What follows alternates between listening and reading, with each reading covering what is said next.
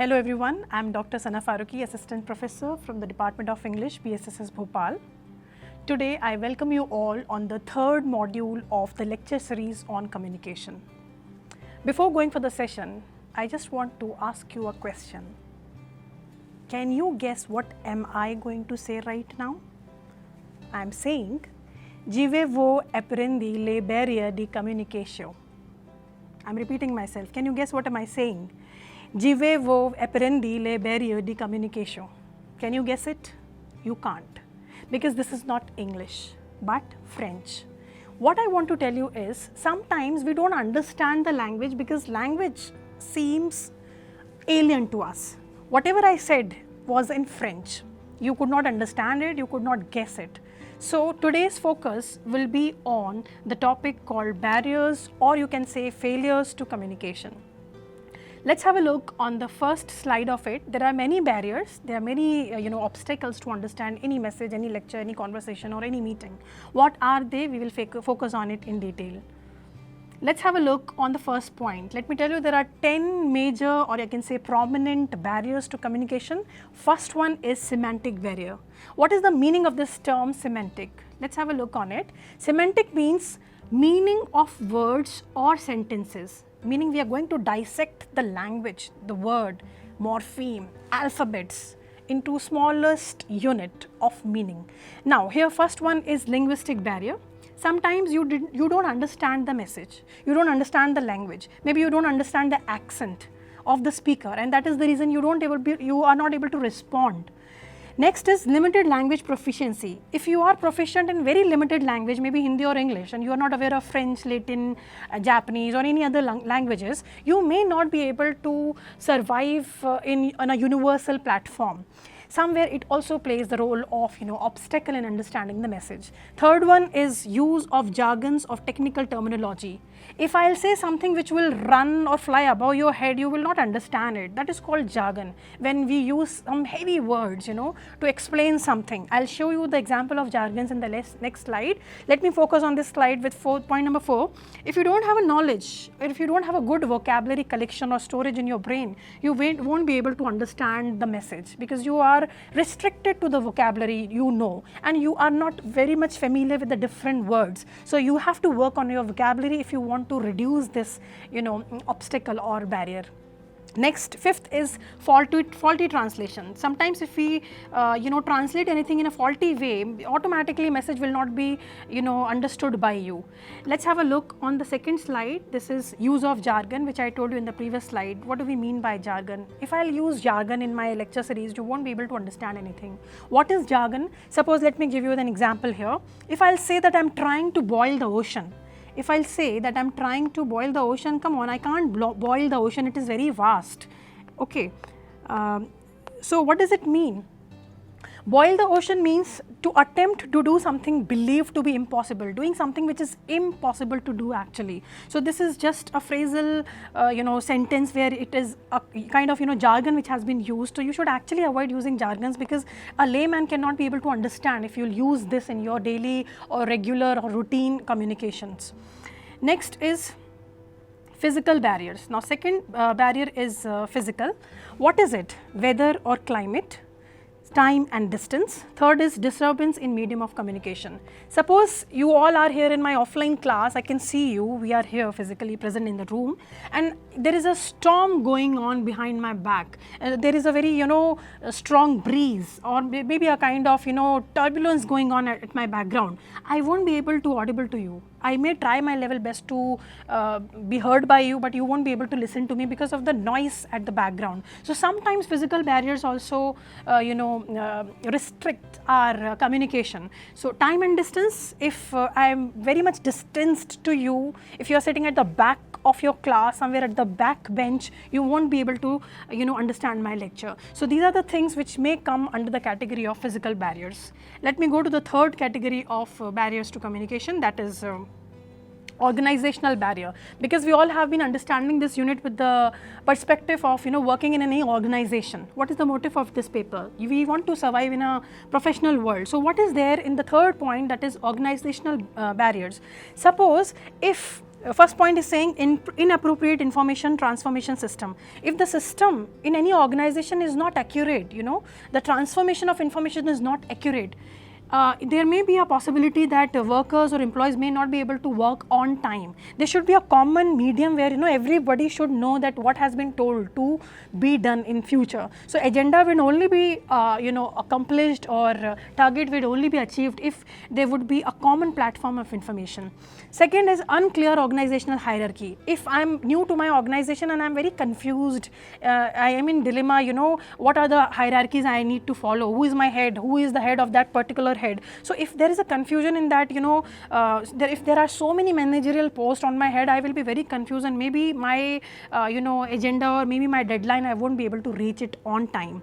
Next is lack of supervision. If I am new and nobody is guiding me in that organization, if I have not been supervised by anybody, I may not be able to reach the goal of the company. So this is also one of the reasons of organizational barriers. Next is undefined roles and responsibilities. If I have been appointed in an organization but my roles and jobs have not been mentioned to me, that this is my post, this is expected from me and I have to do this. If this will not be told to me prior to my joining, I would work in haywire. I don't know what to do.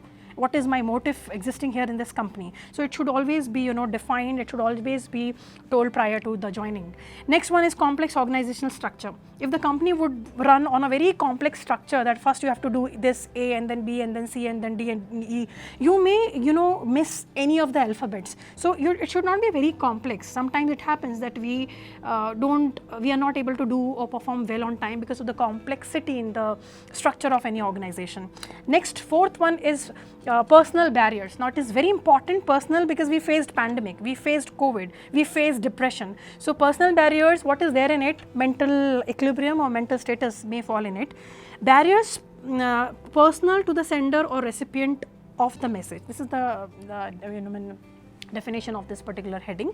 What is there in it? First one is life experiences. Suppose if your life has been comprised of bad memories, if you are emotionally weak, if you are about to cry, if your behavior is not stable, if you have not been there in a company because of your mental disturbed equilibrium, you may not be able to perform your task on time. You may not be able to justify your job because of the mental tension you have been keeping yourself in. So this is also very important, that you should be there wherever you are. If you are at home, you should be at home. If you are at professional place, you should be there only. So justify the job, whatever you have been doing. Next is lack of listening skills. Now let me tell you a very interesting point, that there is a lot of difference between hearing and listening. Hearing is what somebody is honking at my back, horn has been going on and somebody is shrieking, bird is chirping. These are all, this may come under the category of hearing. I have been hearing lots of, sounds. But listening is when I can accurately get the message and I would be able to give the feedback on it. So listening keeps more attention of cognition. So there is a difference, and if you lack listening skill, if you would not listen properly, you would not be able to work properly. So please try to be a good listener. To be a good speaker is okay, but at the same time it is also important to be a good listener. Next is selective attention. If I am very biased for attention, I would be able to hear A but I'm not able to hear B, or maybe not able to understand B. That is somewhere my attention or span of attention is very selective. You should not be selective, you should be unbiased, and you should actually listen and try to understand everybody's angle. Next is information overloaded. I have written here 45 minutes because I just wanted to tell you the psychology. Freud said, Sigmund Freud, the father of psychology, he said that a normal human brain can work properly up to 45 minutes. After that, we actually need to have a break, even at least of 1 or 2 minutes. But we can't perform in a very good quality after 45 minutes. So information, if you have been overloaded with information, you may not be able to get the message on time, because everything has its own saturation point. We also have that saturation, and that is the reason you might have noticed in colleges and schools we usually have 45 minutes or 50 minutes of class period. This is because of the attention we keep for 45 minutes. After that we need to have a break. Next one is time pressure. If I'll give you 1 month time to do a project, you may perform very well in that. If I'll give you that you have to do this work in a click, Come on, you cannot do it because this is a kind of very less period of time given to you. So pressure would not be, pressure is something which would hamper your quality, and sometimes we don't understand the message or any project or assignment because of the time pressure on us. Next is psychological barrier. Again, I am going to go with the psychology. There are some words here. Attitude. What is it? If your attitude is very negative, you won't be able to understand your boss. Suppose energetic and motivational employee will always be ready to communicate effectively, whereas lethargic, frustrated and dissatisfied employee would always complain. Suppose if you have been working in an organization and you have been yelling every day that how much work we all have been doing, we have been living a life like a dog and we should not do this, there's so many, this job is very demanding. If you will keep this negativity in your mind, you may not be able to justify your job. Always keep a positive attitude. You are here to work, you should work, and that makes you, your attitude positive. Next is point of view. You should not be very adamant in your, understanding or listening to somebody. If I say Japan and you want to say that it is Tokyo, you may not be able to understand. I am saying it is Japan and you are adamant, you are saying that no, it is Tokyo. You have become very rigid on it. So never, you won't be able to understand any message if you become adamant on any point. Next is perception. Perception means a person, let me give you the example for it, that a person is on leave for a month due to personal reasons. Suppose there is a person who is on leave for a month due to personal reasons, maybe family member being critical, but the HR manager might be in confusion whether to retain the employee or not. The immediate manager might think of replacement because his team's productivity is being hampered. Maybe you have not communicated well to the HR of your college, of your institute, of your organization that you are going to be on the leave for some medical issues. And HR would think that somewhere the productivity of the company is getting hampered. So he may sack you, he may fire you. So always remember that you should be properly, communicate your message. Otherwise you would be at your loss. Next is fourth is mentally disturbed, stressed and anxiety. If you are stressed, if you are depressed, if you are full of tension, if you are keeping anxiety, you may not be able to perform well in any organization. Next is status conscious. If you are very hypocrite, if you don't want to understand the learning or the information by the way it has been given to you, but by the status, you are from high class, or the person or maybe the one who has been giving you the information is from lower class, you would become very egoistic. You will feel that no, I am not going to believe on this because this communicator or this sender is from lower category. So if you would fall at status consciousness symbol, you may not be able to understand anything. Here in this picture you can say that this man has been saying that I am always right. This is called ego because he is not ready to understand others' perspective. Sixth point is emotional barrier. Now what is it? First one is short span of attention, poor memory or retention. If you have been keeping very poor memory, if your span of attention is very short, you may not be able to understand the message properly. So you should work on it by concentrating and meditating. Second is premature assumption or prejudice. If you would be prejudiced that even if a worker has been working really hard in a company, but you have made your mind that no, I'm not going to feel that he or she has been performing or working hard. But somewhere you have become very biased, you have become prejudiced, you actually made your mind that you don't want to understand. So which may lead to false assumptions sometimes, stereotyping we can say. People often hear what they expect to hear rather than what is actually said and jump to incorrect conclusions. So always remember, don't be prejudiced, try to be liberal, try to be unbiased. Next is poor retention power. Sometimes we don't keep retention power, our memory becomes very weak, and that is the reason we don't understand anything. What is the message, what is the motive, what is the goal, what are we doing in a job, what is expected from me, because we don't keep a long span of attention. So this is somewhere coming under the category of emotional barrier. Fourth and fifth is distress and jealousy. Somewhere if you are upset, if somebody has slapped you, if somebody has insulted you, if somebody has scolded you at home, and now you are coming to college, you may not be able to perform really well, you may not be able to understand your teacher's lecture because somewhere you are upset, and your upset mindset won't release you to get the lecture. So that is the reason you should be very balanced, leave whatever is there behind your back and come forward with a positive attitude. Next is jealousy. If you are jealous of your colleague or your employee, you may not be able to praise or appreciate that person even if he is really doing well. Don't be jealous, be positive and be normal all the time. Next, seventh one is cross-cultural barrier. This is very, very important. as there are many classes like Beck and so many courses are running, have been running to tell you this about cross-cultural barrier. What is there in it? Let's have a look on this picture. There is a short heighted Chinese or Japanese, I can't guess, a man, and he has been offering his hand to shake, whereas there is an English man on the right side who has been bowing himself. Now English man, maybe from UK or US, he wants to greet this Japanese or Chinese man, so that he has been following Japanese culture. This man, English man, has been following Japanese culture. Now he has been bowing. This is not his culture, he has just been planning to, or maybe trying to please Japanese, maybe his client.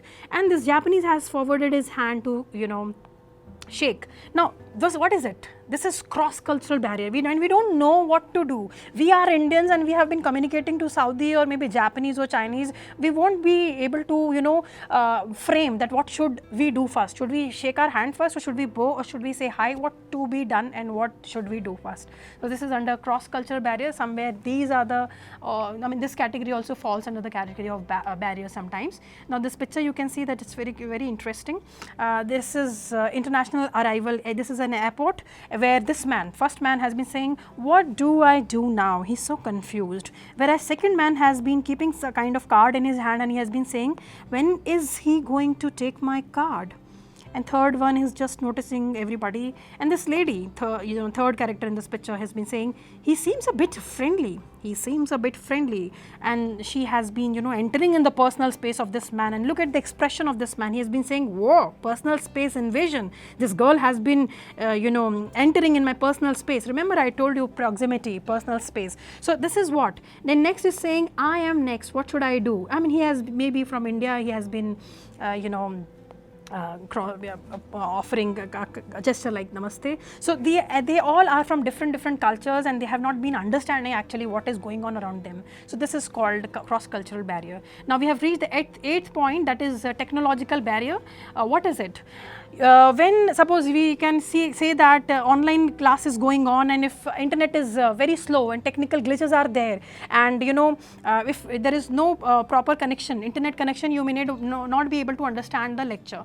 Next one is psychological barrier, physiological barrier. What is there in it?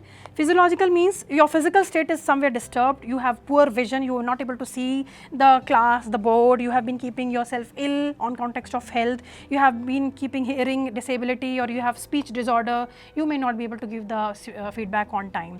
Last is gender barriers. This is last but not the least. Last barrier to communication is gender barriers. What is there in it? We all know gender, right? Women and men. Suppose women, let's talk about this part. Women prefer conversation for rapport building, whereas men talks as means to preserve independence and status by displaying knowledge and skills. Women want empathy, not solutions, whereas men work out on an individual basis. Women are more likely to complain, whereas men are more directive. So we have, if a sender is a woman, the message would be thrown in a different way. If a sender is a man, automatically the message would go in a different way. So it varies from gender to gender, it varies from women to men.